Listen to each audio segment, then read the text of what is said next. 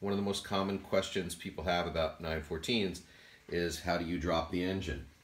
So what I'm going to do today is show you all the steps involved in doing that, and you'll see that it's really not that hard. It just requires checking off a bunch of different things so that you don't forget anything. Here are the tools you're going to need to drop the engine in a 914. A vice grip, primarily for the speedo gear.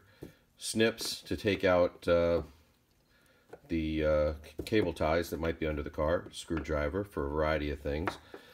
T-handle hex wrench. You'll need that for the cone screws. An assortment of wrenches. I like ratcheting wrenches also because we'll be in tight spaces. So you need a set of small ones for that. Nothing bigger than a 13. An extension just in case. A hammer to help pull apart the CV joints. A triple square socket tool. You'll need these for the CV bolts. This is an incredibly important tool. If you try to use a hex tool, it will strip the bolt and you will not be happy. So it's an M8 triple square. Make sure you get that. And of course a socket set for a variety of different things. You'll need up to a size 19 millimeter for the oil plug if you're going to drain the oil. This piece right here is the secret weapon. This is the Tangerine Racing plate for removing the engine, and it fits right into standard jack. You just lift up the other ball thing and you put this in here, and it keeps it unbelievably stable. Easy to do as a one-man job. First thing we're going to do is open the hood, take off this lid because it'll just be a lot easier to work with. So I'll loosen these up.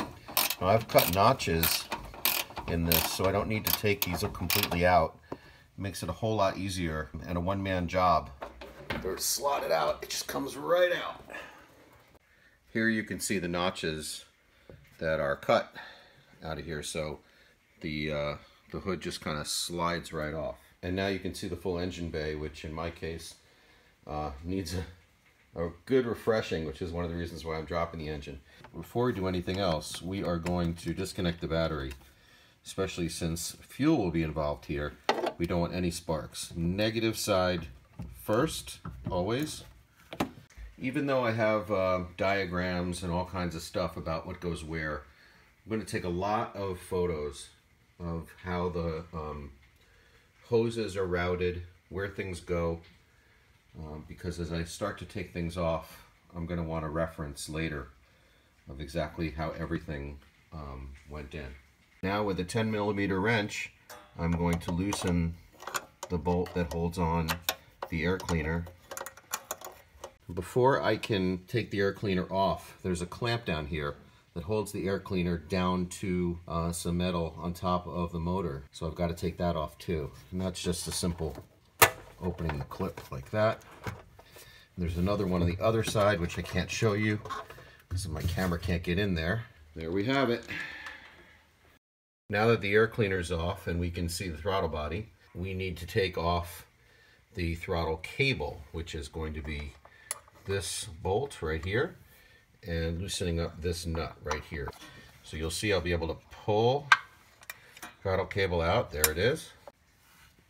This is the MPS sensor, and it's attached to the frame of the car. I'm going to just disconnect the connector. It takes a little while to coax it out, but it comes out.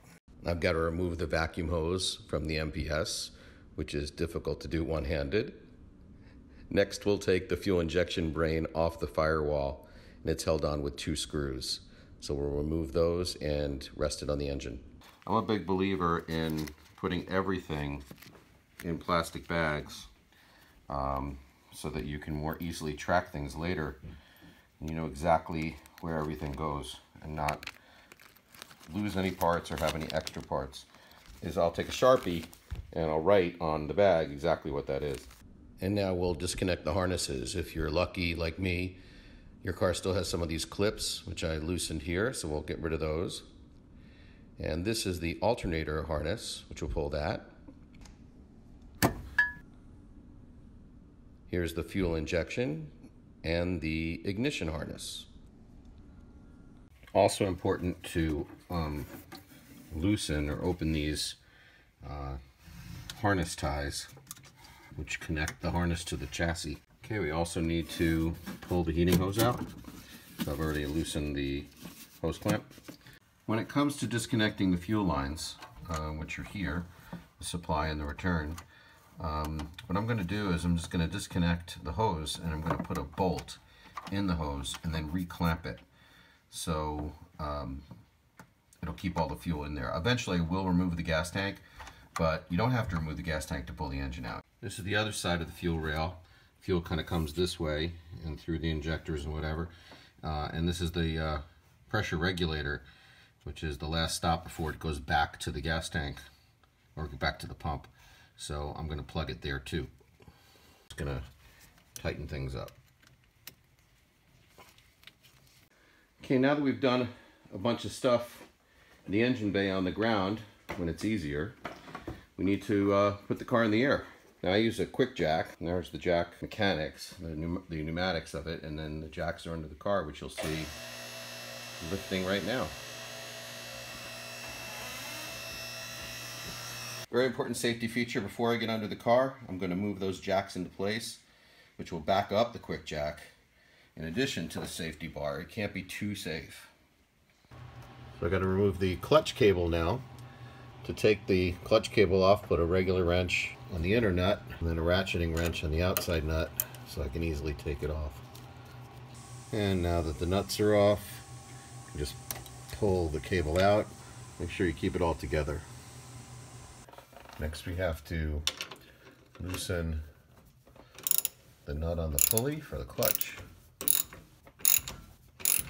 And now we can wiggle the pulley out just enough to get the clutch cable free. And there we go.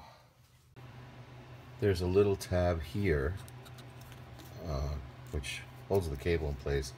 You bend it forward a little bit from the front and then you can kind of pull it out. Just wedge that out and the clutch cable is free. We have to loosen up this band clamp so that we can take this cover off. This one time at band clamp, sorry, couldn't resist. Now that the band clamps are removed, I'm going to take this cover off and expose right here the cone screw. These cone screws can be kind of tight, so I freed it up. Now we're just going to take it out. And you'll see why it's called a cone screw. In about 5, 4, 3, 2, 1. Cone screw. This is where you'll find the other cone screw behind this cover. It's pretty easy to pull this cover off. And there it is, right there. And now that both cone screws are out, the shift rod should come free. So what we're going to do is push it forward first, and there it's come free on that side. There we go. And now you can see that we can simply pull it out of this side, so it's now out of the transmission. The cover's now on the floor. Now you can really easily see how the shifter works. There's different planes, so you know your first and reverse plane is one. You have your second and third plane and your fourth and fifth plane. I don't know if the fourth and fifth is all the way out or all the way in. I can't remember, but that's kind of how it works. Next, we're gonna undo the speedometer cable.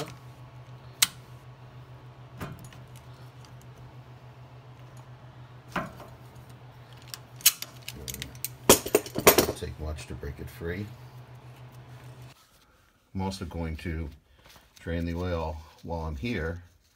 It'll be easier to do it now than it will be later. Here's the connection for the oil temperature sender. This little plastic box. So I'm just gonna gently pull it out. Okay, so that's free now. Thing I always forget, and I'm not going to do it this time, is This is the heater duct bolt right there. So you gotta unscrew that and pull this cable out. It's a little tight in there, so I won't be able to show you that, but that's what you have to do on both sides. That's the ground strap, the transmission ground strap. This is the #1 thing people forget to disconnect. So I use a 13 socket, like so many other things in this car requiring a 13 socket, to loosen up the post of the starter and pull these cables out. Trying to get these CV bolts out like this. You can see I've loosened one already. It's not fun if it strips, so make sure you use the right tool. This is a triple square in size 8. The holes in these bolts can be full of gunk and keep the tool from seating all the way. You want to make sure that you can seat it all the way so that you get decent leverage and you don't strip the bolt. So there's 1, 2, and then 2 on the opposite sides. You can stabilize these to get torque by using the e-brake or just chock the wheels. There we go. Well, it's not that hard. But you can't access all bolts from the same position of the wheel.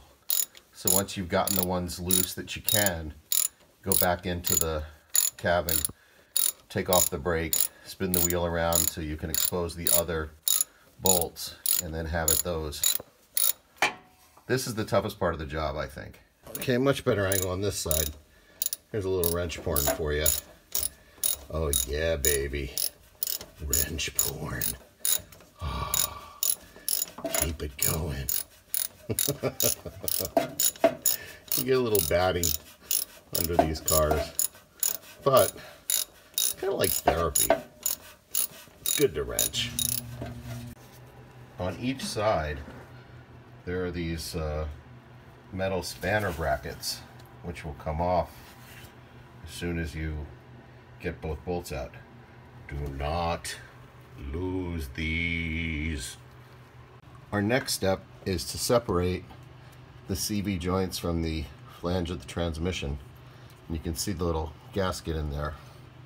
That's going to get destroyed as we pull this apart, and it's no big deal, just a paper gasket. So, but I'm just going to gently work this screwdriver in and pry it apart. Inside there are 2 roll pins which keep things kind of snug even though the bolts are out.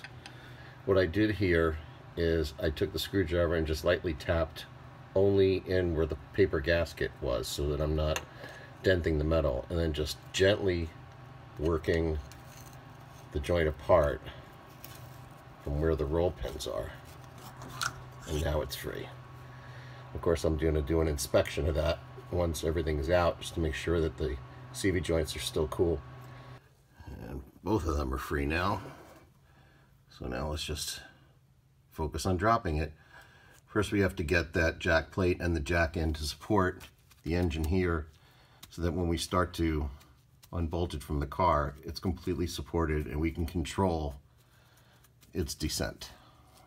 Okay, now we've got everything disconnected in the engine bay, and down below the only thing holding the engine in right now are the bolts that hold the transmission to the body and the bolts that hold the engine mount bar to the chassis. So before we start to take those out, we need to support the transmission and the engine. So we're going to use our plate and slide it under and start to work it up. You can see here that the transmission sits right in this notch on the jack plate, and this little piece kind of right up against the case. We're not going to try to lift it, we just want it supported right now. Okay, we're getting to the most dangerous part of the removal, and that's when the engine isn't fully supported by the chassis. So what I'm going to do is take out the transmission bolts first, because the engine bar is more robust, and obviously the jack is going to hopefully do its job. I can also take out the bolts for the engine bar without being under the car. So safety first, dudes. Now with these transmission bolts, you may need to put a wrench on top to secure the bolt while you ratchet the nut off from below and keep it from spinning. You can see that I've removed all the bolts and the transmission's dropped a little bit off the mount. Really important that it's supported properly. This is where that jack plate really comes in handy, because if it wasn't supported, not only would it be dangerous, but you'd also break the engine mounts, as the whole engine would torque and rip them off the bar. Super important, and be really safe at this part, okay? Here we have the engine bar bolt. Now, the thing about this is the nut, which is up inside and really, really hard to reach, will spin. I've never really had a situation where they didn't spin.